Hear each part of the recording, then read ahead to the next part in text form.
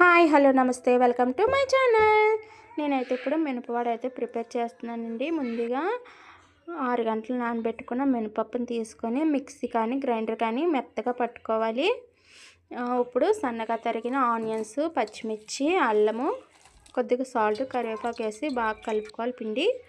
ఇప్పుడు డీప్ ఫ్రైకి సరిపోయిన ఆయిల్ తీసుకొని ఆయిల్ హీట్ అయిన తర్వాత ఇప్పుడు చూపించిన విధంగా మినపవాడ అయితే స్లోగా ఆయిల్లో డిప్ చేసుకుందాము.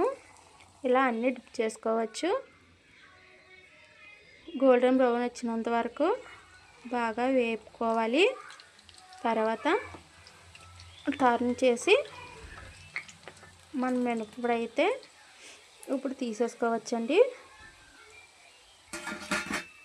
ఆయిల్ అయితే పేర్చలేదండి, తినే కొద్దీ తినాలనిపించే మనం మినపవాడ అయితే ప్రిపేర్ అయిపోయిందండి. ఓకేనండి, బాయ్ బాయ్.